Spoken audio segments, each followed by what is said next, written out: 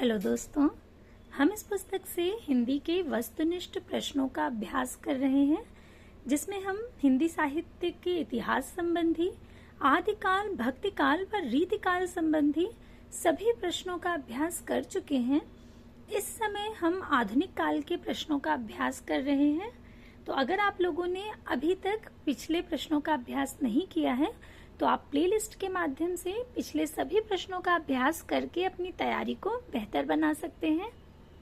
PDF के लिए आप लोग टेलीग्राम चैनल से जुड़ सकते हैं, वहां आपको पीडीएफ उपलब्ध करा दिया जाएगा। टेलीग्राम चैनल और प्लेलिस्ट दोनों का लिंक आपको डिस्क्रिप्शन बॉक्स में मिल जाएगा। अगर आप लोग पिछले प्रश्नों को देख लेंगे, पिछले प्रश्नों को पढ़ लेंगे एक बार, तो आगे के प्रश्नों को समझने में और उन्हें याद करने में आपको बहुत आसानी रहेगी। इसलिए एक बार आपको पिछले सभी प्रश्नों का अभ्यास कर लेना चाहिए। तो अभी हम जहां तक प्रश्न देख चुके थे उसके आगे देखेंगे। प्रश्न संख्या 113 तक हमने देख लिया था पिछली क्लास में। अब हम प्रश्न संख्या 114 देखेंगे। रचना काल के अनुसार श्रीधर पाठक की निम्नलिखित रचनाओं का सही अनुक्रम पूछा गया है। तो विकल्प बी बिल्कुल सही होगा। पहले एकांतवासी योगी, उसके बाद उजड़ ग्राम, उसके बाद श्रांत पथिक व अंत में सांध्य अटन आएगा। ये क्रम बिल्कुल सही है, विकल्प बी। इनकी जो रचनाएं हैं उनका अनुक्रम दिया है। पहले मनोविनोद 1882 ईस्वी, हिमालय 1885 ईस्वी, एकांतवासी योगी 1886 ईस्वी, जगत सच्चाई सार 1887 ईस्वी, उजड़ ग्राम 1889 ईस्वी, गुणवंत हेमंत 1900, शांत पथिक 1902, ऋतु संहार कश्मीर सुषमा 1904, वनाष्टक 1911, देहरादून 1915, स्वर्गीय वीणा धन विजय सांध्य अटन 1918 और भारत गीत 1928 आदि हैं। श्रीधर पाठक ने जो एकांतवासी योगी की रचना की है वो लावनी या ख्याल शैली में की है। ध्यान रखिएगा, बहुत महत्वपूर्ण प्रश्न है ये। अलग से कई बार ऐसे भी पूछा जाता है कि श्रीधर पाठक जी ने एकांतवासी योगी की रचना किस शैली में की है। तो ध्यान रखिएगा, लावनी या ख्याल शैली। लावनी को ही ख्याल शैली के नाम से भी जाना जाता है। इसे आप ऐसे याद रख सकते हैं कि ख्याल ज्यादा कब आते हैं, एकांत में आते हैं। तो एकांत शब्द से आप इसको याद रख सकते हैं कि एकांत में क्या आते हैं, ख्याल आते हैं। तो एकांतवासी योगी किस शैली में है, ख्याल शैली में है, और ख्याल को लावनी भी कहा जाता है। और श्रांत पथिक की रचना उन्होंने रोला छंद में की है। अगला प्रश्न है कि गोल्ड स्मिथ की कृति ट्रैवलर का अनुवाद किसने किया है। तो गोल्ड स्मिथ की कृति ट्रैवलर का अनुवाद श्रीधर पाठक जी ने ही किया है। विकल्प सी बिल्कुल सही होगा। गोल्ड स्मिथ की कृति ट्रैवलर का हिंदी अनुवाद शांत पथिक नाम से खड़ी बोली में श्रीधर पाठक ने किया है। गोल्ड स्मिथ के अन्य ग्रंथ है हर्मिट का एकांतवासी योगी तथा डेजर्टेड विलेज का उजड़ ग्राम नाम से अनुवाद श्रीधर पाठक ने किया था, या खड़ी बोली के प्रथम स्वच्छंदतावादी कवि कहे जाते हैं। अगला प्रश्न है कि त्रिशूल उपनाम किसका है। तो त्रिशूल उपनाम गया प्रसाद शुक्ल सनेही जी का है। विकल्प डी बिल्कुल सही होगा। गया प्रसाद शुक्ल सनेही जी का एक नाम तो सनेही हो गया, उपनाम। इसके अतिरिक्त एक त्रिशूल नाम भी था। जब वो राष्ट्र प्रेम से प्रेरित कोई रचनाएं करते थे, राष्ट्र के लिए लिखते थे, तब वो त्रिशूल नाम से लिखते थे, अन्यथा वो सनेही के नाम से लिखते थे। गया प्रसाद शुक्ल सनेही का उपनाम त्रिशूल था। ये श्रृंगारिक कविताएं जो लिखते थे वो सनेही उपनाम से लिखते थे, तथा राष्ट्रीय भावनाओं की जो कविताएं हुआ करती थी उन्हें त्रिशूल नाम से लिखते थे, त्रिशूल उपनाम से। ये खड़ी बोली में कवित्व और सवैया छंदों का प्रयोग करने में प्रवीण थे। इनके द्वारा रचित जो ग्रंथ हैं वो कृषक क्रंदन, प्रेम पचीसी, राष्ट्रीय वीणा, त्रिशूल तरंग और करुणा कादम्बनी आदि हैं। इसे हमने ऐसे याद किया था, कृषक क्रंदन गया प्रसाद शुक्ल सनेही जी का है कि जब कृषक क्रंदन करेंगे तो उन्हें किस चीज की आवश्यकता होगी, स्नेह की, और स्नेह से हम स्नेह याद रखेंगे और स्नेह से स्नेही। अगला प्रश्न है ब्रज कोकिल के नाम से कौन प्रसिद्ध हैं। हरिऔध, श्रीधर पाठक, सत्यनारायण कविरत्न या रत्नाकर। तो ब्रज कोकिल के नाम से प्रसिद्ध है सत्यनारायण कविरत्न। विकल्प बी बिल्कुल सही होगा। ब्रज कोकिल के नाम से प्रसिद्ध कवि सत्यनारायण कविरत्न हैं।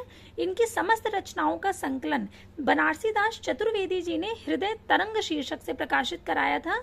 इनकी प्रसिद्ध रचनाएं हैं भ्रमरदूत और प्रेम कली, देश की मातृभूमि की वंदना, प्रशंसा और वेदना में इन्होंने 2 दर्जन से अधिक कविताएं लिखी हैं। इन्होंने सत्यनारायण कविरत्न जी ने होरेशस, उत्तर रामचरितम और मालती माधव का भी इन्होंने अनुवाद किया है। ये प्रश्न बहुत महत्वपूर्ण है कि हृदय तरंग जो है ये किसकी रचनाओं का संकलन है। तो ध्यान रखिएगा, सत्यनारायण कविरत्न जी का की रचनाओं का संकलन है। और किसने किया है? तो बनारसीदास चतुर्वेदी जी ने। ये प्रश्न पूछा गया है बहुत बार। अगला प्रश्न है, उद्धव शतक में कितने छंद हैं? तो उद्धव शतक में जो छंदों की संख्या है वो 116 है। विकल्प ए बिल्कुल सही होगा। उद्धव शतक में 116 छंद हैं। उद्धव शतक जगन्नाथ दास रत्नाकर की प्रसिद्ध कृति है। रत्नाकर उर्दू में जकी उपनाम से कविता करते थे। इन्होंने अंग्रेजी विद्वान पोप के एसे ऑन क्रिटिसिज्म का रोला छंद में समालोचना दर्श शीर्षक से अनुवाद किया है। इनके द्वारा रचित जो प्रमुख कृतियां हैं वो गंगावतरण, हरिश्चंद्र, हिंडोला, कलकाशी व वीराष्टक हैं। ये बहुत महत्वपूर्ण प्रश्न है कि जगन्नाथ दास रत्नाकर किस उपनाम से कविता करते थे? तो जकी नाम से करते थे। ध्यान रखिएगा, ज से जगन्नाथ दास रत्नाकर, ज से जगन्नाथ और ज से जकी, ऐसे याद रख सकते हैं। अगला प्रश्न है, आचार्य शुक्ल के अनुसार स्वच्छंदतावाद के प्रवर्तक कौन है? मैथिली शरण गुप्त, राधा कृष्ण दास, श्रीधर पाठक या अयोध्या सिंह उपाध्याय, हरिऔध? तो श्रीधर पाठक, विकल्प सी बिल्कुल सही होगा। आचार्य शुक्ल के अनुसार स्वच्छंदतावाद के प्रवर्तक जो हैं वो श्रीधर पाठक जी हैं। इन्होंने ब्रज भाषा में मौलिक काव्य कश्मीर सुषमा की रचना 1904 ईस्वी में की। पाठक जी की जो खड़ी बोली में मौलिक कृतियां हैं वो वनाष्टक, देहरादून, भारत गीत, जगत सच्चाई सार, शांत अटन और गुणवंत हेमंत है। ध्यान रखिएगा, ब्रज भाषा में इनकी मौलिक कृति कौन सी है? कश्मीर सुषमा। किसकी है? श्रीधर पाठक की। उद्धव शतक के रचनाकार कौन है? तो उद्धव शतक जगन्नाथ दास रत्नाकर जी का है। विकल्प बी बिल्कुल सही होगा। अभी हमने देखा था उद्धव शतक में कितने छंद हैं, तो 116 छंद हैं। उद्धव शतक के रचनाकार जगन्नाथ दास रत्नाकर हैं। गंगावतरण, हरिश्चंद्र, हिंडोला, कलकाशी, वीराष्टक आदि इनकी अन्य कविताएं हैं। भ्रमरदूत, प्रेम कली सत्यनारायण कविरत्न की कविता है। प्रेम शतक, वीर सतसई, प्रेम पथिक, प्रेमांजलि, छद्म योगिनी आदि वियोगी हरि की कविताएं हैं। अगला प्रश्न है, निम्नलिखित में से जगन्नाथ दास रत्नाकर की कौन सी रचना नहीं है पूछा गया है? तो हिंडोला है, अभी हमने देखा। हिंडोला, गंगावतरण और उद्धव शतक ये तीनों ही जगन्नाथ दास रत्नाकर की ही है। लेकिन जो भ्रमरदूत है ये जगन्नाथ दास रत्नाकर जी का नहीं है, ये सत्यनारायण कविरत्न जी की रचना है। विकल्प सी सही होगा क्योंकि ये इनकी नहीं है। भ्रमरदूत तथा प्रेम कली द्विवेदी युगीन ब्रज भाषा के कवि सत्यनारायण कविरत्न की रचनाएं हैं। कविरत्न की समस्त रचनाओं का संकलन बनारसीदास चतुर्वेदी जी ने हृदय तरंग नामक शीर्षक से प्रकाशित कराया, जो कि अभी हमने पढ़ा था। हृदय तरंग, इसको आप ऐसे याद रख सकते हैं कि हृदय की तरंग हमेशा सत्य होती है। हम लोग कहते हैं ना, हृदय की बात सुनो, क्योंकि हृदय हमेशा सत्य बोलता है। तो हृदय से आप सत्य को ध्यान रख सकते हैं। हृदय तरंग किसकी रचनाओं का संकलन है? तो सत्यनारायण कविरत्न की रचनाओं का संकलन है। और किसने किया है? तो बनारसीदास चतुर्वेदी जी ने किया है। कविरत्न ने भवभूति के उत्तर रामचरितम और लॉर्ड मैकाले के अंग्रेजी खंड काव्य होरेशस का ब्रज भाषा में अनुवाद किया है, जबकि गंगावतरण, उद्धव शतक, हरिश्चंद्र, हिंडोला, श्रृंगार लहरी, कलकाशी, वीराष्टक आदि रचनाएं द्विवेदी युगीन ब्रजभाषी कवि जगन्नाथ दास रत्नाकर की हैं। जगन्नाथ दास रत्नाकर जी जो थे वो उर्दू में जकी उपनाम से कविता करते थे। ध्यान रखिएगा, जकी उपनाम से कविता कौन करता था? जगन्नाथ दास रत्नाकर जी। रत्नाकर ने अंग्रेजी विद्वान पोप के एसे ऑन क्रिटिसिज्म का रोला छंद में समालोचना दर्श शीर्षक से अनुवाद किया है। अगला प्रश्न है कि हल्दी घाटी वीर रस प्रधान प्रबंध काव्य किसका है? तो हल्दी घाटी श्याम नारायण पांडे जी का है। हल्दी घाटी और जौहर के विषय में हमने पिछली क्लास में पढ़ा था। हल्दी घाटी और जौहर किसकी प्रमुख रचनाएं हैं? तो ये श्याम नारायण पांडे जी की हैं। इसके अतिरिक्त जो इनकी रचनाएं हैं, जय हनुमान, तुमुल, रिमझिम तथा जौहर आदि। अगला प्रश्न है कि वह हृदय नहीं है पत्थर है जिसमें स्वदेश का प्यार नहीं। निश्चित रूप से आपने ये पंक्तियां खूब पढ़ी होंगी। जब आप 10वीं कक्षा में रहे होंगे तभी से ये आपके सामने ये पंक्तियां बहुत बार आई होंगी। तो ये पंक्तियां किसकी हैं? गया प्रसाद शुक्ल स्नेही जी की हैं। विकल्प ए बिल्कुल सही होगा। उपर्युक्त प्रसिद्ध काव्य पंक्तियां गया प्रसाद शुक्ल स्नेही द्वारा रचित हैं और इनके द्वारा रचित काव्य कृतियां हैं कृषक क्रंदन, प्रेम पचीसी, राष्ट्रीय वीणा, त्रिशूल तरंग, करुणा कादम्बिनी आदि। अगला प्रश्न है, इनमें से कौन सा कवि सतसईकार है? केशवदास, सियाराम शरण गुप्त, पद्माकर या वियोगी हरि? तो विकल्प डी बिल्कुल सही होगा। वियोगी हरि जो है वो सतसईकार हैं। सतसईकार का आशय है कि इन्होंने सतसई लिखी है। अन्य जो कवि हैं केशवदास, सियाराम शरण गुप्त और पद्माकर, इन्होंने सतसई की रचना नहीं की है। वियोगी हरि सतसईकार हैं। इनका जो पूरा नाम है वो हरिप्रसाद द्विवेदी है। कई बार वियोगी हरि जी का पूरा नाम भी पूछा जाता है, तो ध्यान रखिएगा वियोगी हरि का पूरा नाम क्या है? हरिप्रसाद द्विवेदी। इन्होंने वीर सतसई नामक कृति की रचना की है, जिस पर इन्हें मंगला प्रसाद पारितोषिक प्राप्त हुआ था। इनके रचित काव्य हैं प्रेम शतक, प्रेमांजलि, प्रेम पथिक, मेवाड़ केसरी तथा गद्य काव्य हैं अंतरनाद, तरंग, प्रार्थना, श्रद्धाकण, पगली इत्यादि। इनमें से जगन्नाथ दास रत्नाकर की कृति को छांटना है। तो पहली कृति देखिए जो कि हम बार बार पढ़ते आ रहे हैं, उद्धव शतक किसकी है? जगन्नाथ दास रत्नाकर जी की है। और कितने छंद है उसमें? तो 116 छंद है। विकल्प ए बिल्कुल सही होगा। अन्य विकल्प हैं गीतावली, भ्रमर गीत और अश्मीरथी। गीतावली किसकी रचना है? तुलसीदास जी की है। अगर आपने तुलसीदास जी वाली क्लास ली है तो उनकी जो 12 रचनाएं हैं क्रम से वो आपको बिल्कुल रटी हुई होंगी, तो गीतावली भी उनमें से एक है। भ्रमर गीत किसका है? सत्यनारायण कविरत्न का है। और रश्मिरथी किसका है? दिनकर का है। तो उद्धव शतक रत्नाकर जी का। अगला प्रश्न है, ब्रजभाषा आधुनिक कालीन प्रसिद्ध कवि कौन है? ब्रजभाषा के आधुनिक कालीन प्रसिद्ध कवि हैं जगन्नाथ दास रत्नाकर जी। आधुनिक ब्रजभाषा कवियों में रत्नाकर जी को मूर्धन्य स्थान प्राप्त है प्रौढ़ और चित्रमय ब्रजभाषा के प्रयोग में। ये रीतिकाल के श्रेष्ठ कवियों के समकक्ष हैं। उद्धव शतक, गंगावतरण, श्रृंगार लहरी, हरिश्चंद्र, हिंडोला आदि इनके प्रमुख काव्य ग्रंथ हैं। निम्न में से कौन सा काव्य ग्रंथ अयोध्या सिंह उपाध्याय हरिऔध का है? तो इसमें से जो पद्म प्रसून है वो हरिऔध का है। इसके अतिरिक्त प्रेम पचीसी, मृत्युंजय और देव सभा हरिऔध के नहीं है।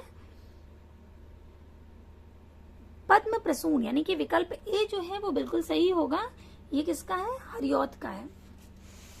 इनकी जो अन्य कृतियां हैं उन्हें भी देख लेते हैं, क्योंकि इनका प्री प्रवास तो बहुत प्रसिद्ध है, क्योंकि 1914 में प्रकाशित हुआ था। पिछली क्लास में हमने इस पर विस्तार से चर्चा की थी। प्री प्रवास पर 1914 में प्रकाशित हुआ था। खड़ी बोली हिंदी का प्रथम महाकाव्य है। कितने सर्ग हैं? 17 सर्ग हैं इसमें। प्री प्रवास, चुभते चौपदे, चोखे चौपदे, बोलचाल, रस कलश, वैदेही वनवास। जबकि मृत्युंजय राय देवी प्रसाद पूर्ण की रचना है। प्रेम पचीसी गया प्रसाद शुक्ल सनेही की है। और देव सभा रामचरित उपाध्याय की कृति है। अगला प्रश्न है, कविता करके तुलसी न लसे, कविता लसी पा तुलसी की कला। तुलसीदास जी के लिए यह प्रशस्ति वचन इनमें से किसका है? ये तारीफ जो की है तुलसीदास जी की, किसने की है? अयोध्या सिंह उपाध्याय हरिऔध जी ने की है। विकल्प ए बिल्कुल सही होगा। कविता करके तुलसी न लसे, कविता लसी पा तुलसी की कला। बहुत बहुत प्रसिद्ध पंक्तियां हैं, पूछी जाती हैं। तुलसीदास जी के लिए प्रशस्ति वचन हरिऔध जी का है, जबकि अन्य नाम इस उक्ति से संबंधित नहीं है। अगला प्रश्न है, रत्नाकर कृत उद्धव शतक किस भाषा में लिखा गया काव्य ग्रंथ है? तो रत्नाकर का जो उद्धव शतक है वो ब्रज भाषा में लिखा गया है। विकल्प बी बिल्कुल सही होगा। अन्य विकल्प है अवधि, खड़ी बोली व अपभ्रंश। जो उद्धव शतक है इसमें कितने छंद हैं? तो 116 छंद है। रत्नाकर कृत उद्धव शतक ब्रज भाषा में लिखा गया है। ये द्विवेदी युगीन ब्रज भाषा के कवि हैं। इनकी जो रचनाएं हैं वो हरिश्चंद्र, गंगावतरण, उद्धव शतक, हिंडोला, कलकाशी, समालोचना दर्श, श्रृंगार लहरी, गंगा लहरी, विष्णु लहरी, रत्नाष्टक, वीराष्टक, प्रकीर्णक और पद्मावली इत्यादि हैं। भारत भारती काव्य का प्रकाशन कब हुआ था? 1912 ईस्वी में हुआ था। ये पिछली ही क्लास में आपको बताया गया है। आपको भारत भारती पुस्तक दिखाई भी गई थी और वो किन 3 भागों में विभाजित है ये भी बताया गया था। तो ये कब प्रकाशित हुई है? 1912 ईस्वी में प्रकाशित हुई है और इसी के कारण इन्हें राष्ट्र कवि की उपाधि मिली थी महात्मा गांधी जी से। इनकी अन्य जो प्रसिद्ध रचनाएं हैं, प्रमुख जो ग्रंथ हैं वो देख लेते हैं। रंग में भंग, जयद्रथ वध, किसान, झनकार, साकेत, यशोधरा, पंचवटी, द्वापर, विष्णुप्रिया इत्यादि हैं। रंग में भंग कब प्रकाशित हुआ था? 1909। और उसके तुरंत बाद है जयद्रथ वध जो कि 1910 में प्रकाशित हुआ। किसान 17 में, 1917, झनकार 1929, साकेत 1931 में, यशोधरा 32 में और पंचवटी 25 में प्रकाशित हुआ था। द्वापर 36 में और विष्णुप्रिया 57 में। अगला प्रश्न है, रचना काल के आरोही क्रम में सुव्यवस्थित वर्ग कौन सा है? देखिए इसमें आरोही क्रम पूछ लिया गया है, इसलिए हमें प्रकाशन वर्ष तो जरूर याद होना चाहिए। साकेत कब प्रकाशित हुआ? 1931 ईस्वी में। यशोधरा कब प्रकाशित हुआ? 1932 ईस्वी में। जय भारत कब प्रकाशित हुआ? 1952 ईस्वी में। द्वापर कब प्रकाशित हुआ? 1936 ईस्वी में। तो इसके अनुसार कौन सा विकल्प सही होगा? तो सबसे पहले तो साकेत ही आएगा, साकेत के बाद यशोधरा आएगा, उसके बाद द्वापर आएगा और उसके बाद जय भारत आएगा। इसका जो ये क्रम होगा वो बिल्कुल सही होगा। तो इसका सही जो क्रम है वो देखते हैं। विकल्प सी बिल्कुल सही होगा। सबसे पहले साकेत, फिर यशोधरा, फिर द्वापर, फिर जय भारत, क्योंकि साकेत 1931 में प्रकाशित हुआ, यशोधरा 32 में, द्वापर 36 में और जय भारत 52 में। ये क्रम है। विकल्प सी इसके अनुसार बिल्कुल सही होगा। अगला प्रश्न है कि खड़ी बोली हिंदी का प्रथम महाकाव्य कौन सा है? तो खड़ी बोली हिंदी का प्रथम महाकाव्य प्रियप्रवास है। अभी हमने चर्चा की प्रियप्रवास कब प्रकाशित हुआ था? 1914 में प्रकाशित हुआ था। कितने सर्ग हैं इसमें? 17 सर्ग हैं। देखिए कितनी परीक्षाओं में पूछा गया है, ये बहुत महत्वपूर्ण प्रश्न है ये। प्रियप्रवास का जो सर्वप्रथम नाम है वो ब्रजांगना विलाप था। ये हमने ऐसे याद किया था कि जब प्रिय प्रवास कर जाएंगे तो ब्रजांगना विलाप करेगी ही। इस तरह से आप याद रख सकते हैं कि प्रिय प्रवास का पहले क्या नाम था? ब्रजांगना विलाप। वैदेही वनवास भी हरिऔध जी का ही महाकाव्य है, जबकि साकेत 1931 ईस्वी में प्रकाशित हुआ, जो कि मैथिली शरण गुप्त जी की कृति है, और कामायनी जयशंकर प्रसाद का महाकाव्य है। अगला प्रश्न है कि ज्ञान राशि के संचित कोश का नाम साहित्य है। यह कथन किस विद्वान का है? तो ये महावीर प्रसाद द्विवेदी जी का बहुत प्रसिद्ध कथन है कि ज्ञान राशि के संचित कोश का नाम साहित्य है। एक और बहुत महत्वपूर्ण कथन नीचे दिया हुआ है कि यदि गद्य कवियों या लेखकों की कसौटी है तो निबंध गद्य की कसौटी है। भाषा की पूर्ण शक्ति का विकास निबंधों में ही सबसे अधिक संभव है। ये बात किसने कही है? ये बात कही है आचार्य रामचंद्र शुक्ल जी ने। यदि गद्य कवियों या लेखकों की कसौटी है तो निबंध गद्य की कसौटी है। वैसे ही गद्य को कसौटी कहा जाता है कवियों या लेखकों की। आप खुद कभी अनुभव करके देखिएगा, जब हम लिखने बैठते हैं तो जब आप गद्य लिखेंगे तो बहुत आसान नहीं होता है कि आप 2-3 पेज बैठ करके आसानी से लिख सकें। बहुत विचार करना पड़ता है। और उसमें भी जब निबंध लिखे जाएं, निबंध की एक एक पंक्ति पढ़िए आप, कितनी सूक्तिपरक होती है। तो बहुत कठिन होता है अच्छे निबंध लिख पाना। तो यही बात शुक्ल जी ने कहा है कि यदि गद्य कवियों या लेखकों की कसौटी है तो निबंध गद्य की कसौटी है। अगला प्रश्न है कि इनमें से कौन सी रचना मैथिली शरण गुप्त की नहीं है? रंग में भंग, द्वापर, भारत भारती या वैदेही वनवास। तो अभी हमने देखा था ये सारी रचनाएं मैथिली शरण गुप्त जी की हैं। रंग में भंग जो कि 1909 में प्रकाशित हुई थी, द्वापर 1936 में, भारत भारती 1912 में और वैदेही वनवास हरिऔध जी की रचना है। ये मैथिली शरण गुप्त जी की नहीं है, इसलिए विकल्प डी बिल्कुल सही होगा। जब भी हम 4 विकल्प देखते हैं तो उन चारों विकल्प के बारे में हमें जो कुछ आता है, जो कुछ पता है, तुरंत हमारे मस्तिष्क में आना चाहिए। जैसे कि आपने भारत भारती देखा। अब भारत भारती जब आप देख रहे हैं तो आपको पता है कि भारत भारती कब प्रकाशित हुआ? 1912 में। कितने खंडों में ये बटा हुआ है? 3 खंडों में। कौन कौन से वो खंड हैं? अतीत, वर्तमान और भविष्यत। तो ये सारी बातें जब तुरंत आपके मस्तिष्क में आएंगी तो वो और दृढ़ हो जाएंगी। इसलिए हम जब भी प्रश्न देखें उनके चारों विकल्प पर हमें विचार करना चाहिए, क्योंकि चारों विकल्प के बारे में अगर आपने पढ़ाई की है तो आपको चारों विकल्प के बारे में अवश्य कुछ ना कुछ आता जरूर होगा।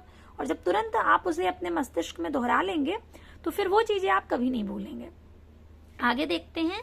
अगला प्रश्न है कि यदि द्विवेदी जी न उठ खड़े होते तो जैसे अव्यवस्थित, व्याकरण विरुद्ध और ऊट पटांग भाषा चारों ओर दिखाई पड़ी थी, उसकी परंपरा जल्दी न रुकती। यह कथन किसका है? तो ये कथन है आचार्य रामचंद्र शुक्ल जी का। विकल्प ए बिल्कुल सही है। आपको बताया था कि भारतेंदु युग में खड़ी बोली की शुरुआत तो हो गई थी, लेकिन उसे व्याकरण से व्यवस्थित किसने किया था? द्विवेदी जी ने। तो वही बात किसने कही है? रामचंद्र शुक्ल जी ने कही है कि यदि द्विवेदी जी न उठ खड़े होते तो जैसे अव्यवस्थित, व्याकरण विरुद्ध और ऊट पटांग भाषा चारों ओर दिखाई पड़ी थी, उसकी परंपरा जल्दी न रुकती। बिल्कुल सही बात है। ध्यान रखिएगा किसने कहा है? शुक्ल जी ने कहा है। किसके विषय में कहा है? तो महावीर प्रसाद द्विवेदी जी के विषय में कहा है। अगला प्रश्न है, कुछ पंक्तियां दी गई हैं और उनके रचयिता का नाम पूछा गया है कि सच्चा प्रेम वही है जिसकी तृप्ति आत्म बलि पर हो निर्भर, त्याग बिना निष्प्राण प्रेम है, करो प्रेम पर प्राण निछावर। बहुत प्रसिद्ध पंक्तियां हैं। ये राम नरेश त्रिपाठी जी की पंक्तियां हैं। इन्होंने प्रेम पर और भी बहुत अच्छी पंक्तियां लिखी हैं। इनकी कुछ पंक्तियां याद आ रही हैं, वो भी बहुत प्रसिद्ध हैं, पूछी जाती हैं कि गंध विहीन फूल है जैसे चंद्र चंद्रिकाहीन, यूं ही फीका है मनुष्य का जीवन प्रेम विहीन। प्रेम स्वर्ग है, स्वर्ग प्रेम है, प्रेम अशंक अशोक, जीवन का प्रतिबिंब प्रेम है, प्रेम हृदय आलोक। ये बहुत सुंदर पंक्तियां, ये भी रामनरेश त्रिपाठी जी की हैं, ध्यान रखिएगा। और यहाँ पर जो पंक्तियां दी गई हैं ये भी रामनरेश त्रिपाठी जी की हैं, विकल्प सी बिल्कुल सही होगा। अन्य कुछ प्रसिद्ध पंक्तियां दी गई हैं, चाह नहीं सम्राटों के शव पर हे हरि डाला जाऊं। जैसे अभी हम उन पंक्तियों की बात कर रहे थे कि आपने 10वीं कक्षा से ही पढ़ी होंगी, ऐसे ही ये पंक्तियां भी ऐसी ही हैं जिन्हें आप बचपन से देख रहे होंगे, क्योंकि ये इतनी प्रभावी पंक्तियां हैं और इतनी प्रसिद्ध पंक्तियां हैं कि ये हमें मिल ही जाती हैं कहीं ना कहीं। ये किसकी हैं? माखनलाल चतुर्वेदी जी की हैं। अगली जो प्रसिद्ध पंक्ति है वो है, हो जाने दो गर्क नशे में, मत पड़ने दो फर्क नशे में। बालकृष्ण शर्मा नवीन जी की प्रसिद्ध पंक्ति है। अगली है, विजन वन प्रांत था, प्रकृति मुख शांत था, अटन का समय था, रजनी का उदय था। किसकी है? श्रीधर पाठक जी की प्रसिद्ध पंक्तियां हैं। अगला प्रश्न देखते हैं। अगला प्रश्न है, मैथिली शरण गुप्त कृत यशोधरा की विधा क्या है? तो जो यशोधरा है वो एक चंपू काव्य है, विकल्प सी बिल्कुल सही होगा। अब जैसे ही आप यशोधरा देख रहे हैं तो आपको तुरंत याद आना चाहिए इसका प्रकाशन वर्ष, क्योंकि अभी अभी हमने देखा तो यशोधरा का प्रकाशन वर्ष क्या था? 1932 ईस्वी। मैथिली शरण गुप्त कृत यशोधरा चंपू विधा का काव्य है। मैथिली शरण गुप्त की प्रमुख रचनाएं रंग में भंग, रंग में भंग कब प्रकाशित हुई? 1909, जयद्रथ वध 1910। इस तरह से जो भी आपको प्रकाशन वर्ष याद है आप उन्हें तुरंत मस्तिष्क में दोहराते हुए चलेंगे। आगे है, विकट भट्ट गुरुकुल झनकार, द्वापर सिद्धराज पंचवटी, वैतालिक विष्णुप्रिया, भारत भारती, साकेत और किसान आदि। भारत भारती कब प्रकाशित हुई? 1912 ईस्वी, साकेत 1931 और किसान 1917। अगला प्रश्न देखिए।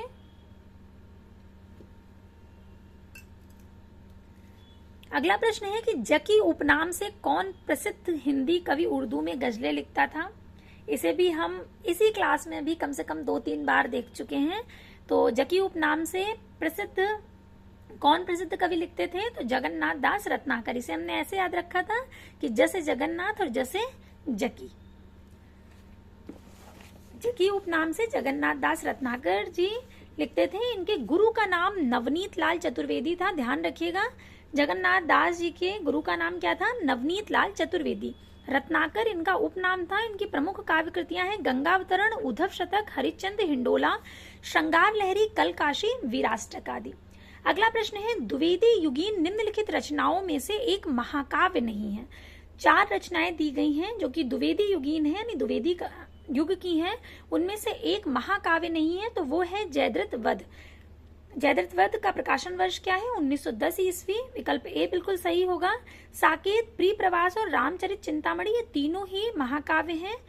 इसके रचयिता कौन है जयद्रथ वध के? तो मैथिली शरण गुप्त जी हैं। गुप्त जी का साकेत महाकाव्य है। प्रिय प्रवास हरिऔध जी का खड़ी बोली हिंदी का प्रथम महाकाव्य है। और रामचरित चिंतामणि जो है ये रामचरित उपाध्याय जी का महाकाव्य है। अगला प्रश्न है, उठ जाग मुसाफिर भोर भई, अब रैन कहाँ जो सोवत है। आगे की पंक्तियां हैं, जो जागत है सो पावत है, जो सोवत है वो खोवत है। ये पंक्तियां भी निश्चित रूप से आपने अपने माता पिता या गुरु से अवश्य सुनी होगी या कहीं ना कहीं सुनी होंगी। बहुत प्रसिद्ध ये भजन है। और ये किसके द्वारा लिखा गया है? तो ये वंशीधर शुक्ल जी की प्रसिद्ध पंक्तियां हैं, विकल्प बी बिल्कुल सही है। उठ जाग मुसाफिर भोर भई, अब रैन कहाँ जो सोवत है, वंशीधर शुक्ल जी का है। उठो सोने वालों सवेरा हुआ, कदम कदम बढ़ाए जा, खुशी के गीत गाए जा। जैसी कालजयी रचना का सृजन करने वाले वंशीधर शुक्ल जी ही हैं। ये सभी बहुत प्रसिद्ध हैं, आपने अपने स्कूल के टाइम खूब गाए होंगे ये। उठो सोने वालों सवेरा हुआ और कदम कदम बढ़ाए जा। अगला है, निम्नलिखित में से एक द्विवेदी युगीन कविता की प्रवृत्ति नहीं है। तो कौन सी द्विवेदी युगीन कविता की प्रवृत्ति नहीं है, इस पर हमें ध्यान देना है। पहला है कल्पना का अतिरेक, यही बिल्कुल सही है। द्विवेदी युग में आपको कल्पना का अतिरेक नहीं मिलेगा, विकल्प ए बिल्कुल सही है। राष्ट्रीयता भी मिलेगी, इतिवृत्तात्मकता भी मिलेगी, नीति और आदर्श का चित्रण भी मिलेगा, लेकिन कल्पना का अतिरेक नहीं मिलता है, इसलिए विकल्प ए बिल्कुल सही होगा। अगला प्रश्न है द्विवेदी युगीन कविता के संदर्भ में इनमें से कौन सा कथन गलत है, पूछा गया है। तो पहला है द्विवेदी युगीन कविता में राष्ट्रीयता का अभाव है, ये तो संभव ही नहीं है, तो पहला ही जो कथन है वही गलत है, इसलिए सही होगा। जबकि द्विवेदी युग में हम देखते हैं राष्ट्रीयता भरपूर मिलती है हमें। अगला है द्विवेदी युगीन काव्य में नीति और आदर्श की प्रधानता है, ये भी सही है। द्विवेदी युगीन काव्य में वर्ण विषयों का विस्तार हुआ है, ये भी सही है। द्विवेदी युगीन काव्य में सभी काव्य रूपों का प्रयोग हुआ है, ये भी सही है। अगला है डॉक्टर रसाल का ब्रज भाषा काव्य कौन सा है। 4 विकल्प दिए गए हैं। पहला है उद्धव शतक, फिर है रामकृष्ण काव्य, फिर है ब्रजवर्तिका और श्याम शतक। तो उद्धव शतक बिल्कुल सही होगा। इसमें आप भ्रमित मत होइएगा कि उद्धव शतक तो जगन्नाथ दास रत्नाकर जी की कृति थी, फिर यहाँ पर डॉक्टर रसाल की कैसे हो गई। तो ये इसका जो कारण है वो ये है कि डॉक्टर रमाशंकर शुक्ल रसाल जी ने भी उद्धव शतक नाम से काव्य लिखा है और रत्नाकर जी ने भी लिखा है, जिसके बारे में अभी हम इतनी देर से पढ़ ही रहे थे। जगन्नाथ दास रत्नाकर जी का जो उद्धव शतक है उसके बारे में, जिसमें 116 छंद है। तो डॉक्टर रसाल ने जो उद्धव शतक लिखा है ये, अब इसमें आप भ्रमित नहीं होंगे, इस तरह से ध्यान रखिएगा कि मान लीजिए पूछा जाए उद्धव शतक किसकी रचना है और 4 विकल्प दिए हैं, तो उनमें पूरी संभावना है कि ऐसा तो नहीं होगा कि दोनों नाम हो, यानी डॉक्टर रसाल का भी नाम हो और जगन्नाथ दास रत्नाकर जी का भी नाम हो। यदि दोनों नाम होंगे तो एक तीसरा विकल्प ये भी होगा कि ए और बी दोनों। तो आपको ध्यान रखना है कि रसाल जी ने और रत्नाकर जी ने दोनों लोगों ने उद्धव शतक नाम से काव्य लिखा है। यदि इस तरह से जैसे पूछा गया है डॉक्टर रसाल का ब्रजभाषा काव्य कौन सा है, तब तो आप ध्यान रखेंगे उद्धव शतक, इसमें कोई भ्रमित होने वाली बात नहीं है। एक ही नाम से 2 कवियों ने काव्य लिखा है। अगला प्रश्न है धाराधर धावन शीर्षक से कालिदास के मेघदूत का अत्यंत सरस पद्यबद्ध अनुवाद निम्न में से किसने किया है। तो धाराधर धावन नाम से जो अनुवाद किया है वो राय देवी प्रसाद पूर्ण जी ने किया है, विकल्प बी बिल्कुल सही होगा। अन्य विकल्प है मैथिली शरण गुप्त, गया प्रसाद शुक्ल सनेही और रामचरित उपाध्याय। धाराधर धावन शीर्षक से कालिदास के मेघदूत का अत्यंत सरस पद्यबद्ध अनुवाद राय देवी प्रसाद पूर्ण ने किया। इनकी प्रमुख कृतियां हैं स्वदेशी कुंडल, मृत्युंजय, राम रावण विरोध और अमलतास। अमलतास भी बहुत बार पूछा जाता है किसकी रचना है, तो ध्यान रखिएगा राय देवी प्रसाद पूर्ण जी की है। अगला प्रश्न है कविता प्रभावशाली रचना है जो पाठक या श्रोता के मन पर आनंददायी प्रभाव डालती है। काव्य के संबंध में ये विचार किसके हैं, तो ये विचार है आचार्य महावीर प्रसाद द्विवेदी जी के।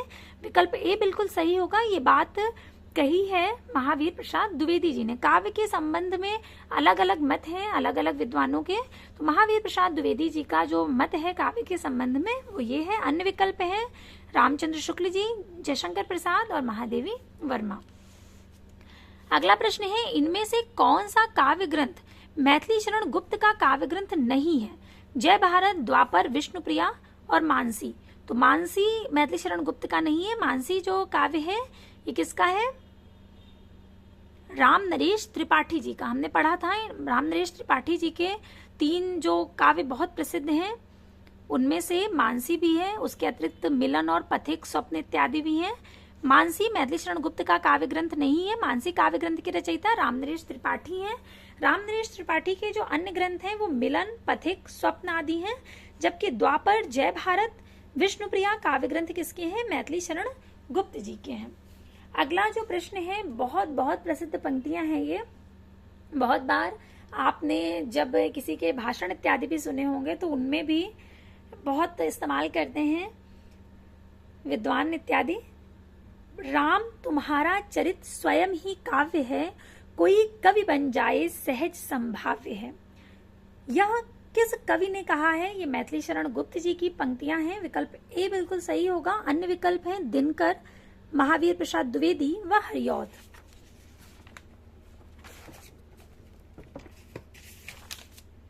उपर्युक्त पंक्तियों का विवरण इस प्रकार है कि राम तुम्हारा चरित स्वयं ही काव्य है, कोई कवि बन जाए सहज संभाव्य है। किसका है, मैथिली शरण गुप्त जी का है। स्वानों को मिलता दूध भात, भूखे बच्चे अकुलाते हैं, दिनकर की प्रसिद्ध पंक्ति है। तुम ही अन्नदाता भारत के, सचमुच बैल राज महाराज, महावीर प्रसाद द्विवेदी जी की प्रसिद्ध पंक्ति। दिवस का अवसान समीप था, गगन था कुछ लोहित हो चला, हरिऔध जी की प्रसिद्ध पंक्ति है। इसे हमने पढ़ा भी था, प्री प्रवास की है, ये बहुत बार पूछी गई है। तो आज के लिए हम लोग इतने ही प्रश्नों को रखते हैं। इसके आगे के प्रश्नों को हम अगली क्लास में देखेंगे। तब तक के लिए धन्यवाद।